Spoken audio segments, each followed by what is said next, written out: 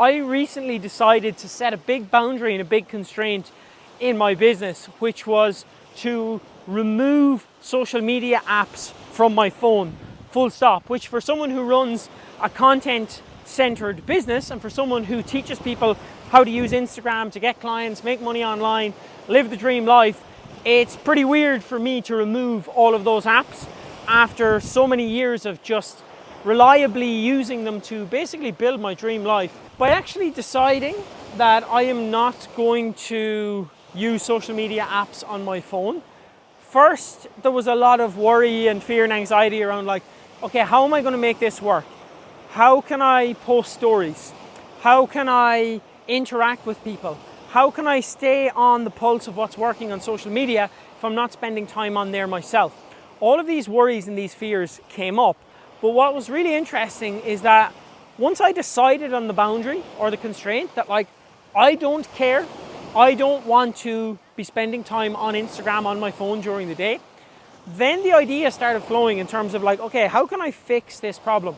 Now that I know my constraint, I know the business that I want to build, I know what I'm willing to accept and not accept, now there's actually a space for creativity and problem solving to arise, because too often I think we just accept things as that's the way they're done, and we accept that there is no other way or this is the way that things are done.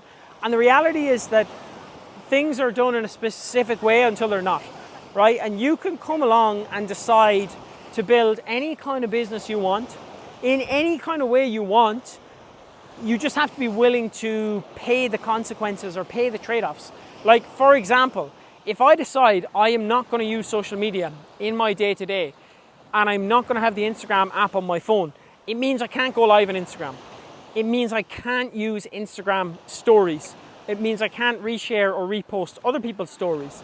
It means I can't use any of the engagement features like polls or question boxes. So it does a lot of potential damage to my ability to use Instagram, that platform, to its full ability.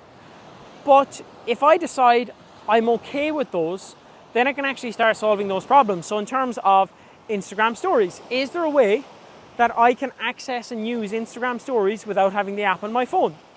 And maybe there is. The current idea that I'm coming up with is that I have a shared phone with me and my girlfriend, and we're both in on this together. We both want to spend less time on social media. So we have a shared phone, which we lock in a piece of hardware, which is a lockbox, for 23 hours.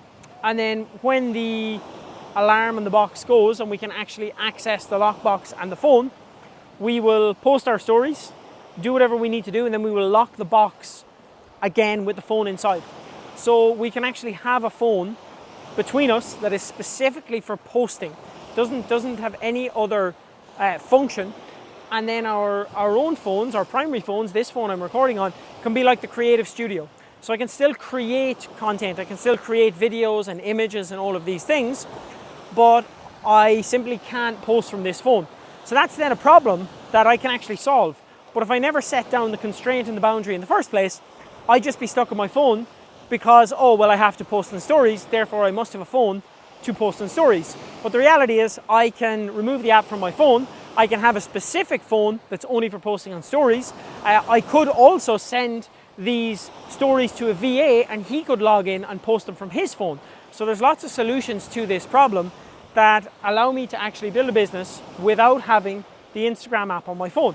But I have to actually first set the boundary and set the standard of what I'm willing to accept before my brain can even go into the problem solving space, and before my brain can start tapping into my creativity and problem solving abilities to go and solve those problems. So we need to create the problems first.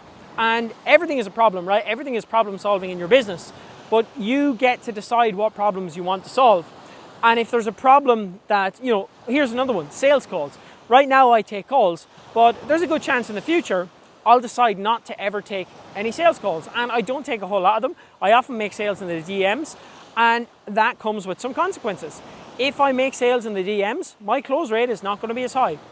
I then have to make sure that my offer and my marketing is even better to make up for the fact that my close rate isn't as high.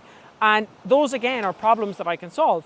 But if you think that I have to take sales calls, it's the only way to grow my business, then you will continue to take sales calls.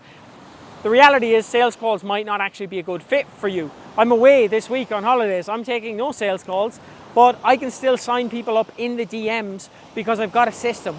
And is it perfect? No. Could it be better? Yes. Am I improving it all the time? Yes. But the problems that I'm solving, I used to have to solve the problem of I don't have time and I don't have energy for sales calls. Now, I have time and I have energy, but I need to figure out how to sell stuff in the DMs. And thankfully that's working now as well. So the problem there is just like, how do we get better at that? How do we get more efficient? How do we actually get to the point where people are inbounding us, asking us to buy, which is also happening as well. So the point here is, you're building your business. You get to choose the constraints. You get to choose the boundaries that you want to set. You have to face the consequences. So you have to be okay with the consequences. But honestly, it's your business. Do whatever the fuck you want. And if you're confident in your ability to problem solve, you will be able to go and problem solve. So like with me, at the moment, this big problem of social media draining my time and my attention and my energy and taking my mood to a bad place, I don't want that shit. I'll have to deal with some small problems in order to not have that big problem, and that's absolutely worth it. But it all starts with a decision. If you have no constraints, no boundaries in your business, if you don't set boundaries with clients, if you don't set boundaries with yourself, if you just do what everyone else does, you will end up with what everyone else has. And most coaches are basically building a job that they don't even like.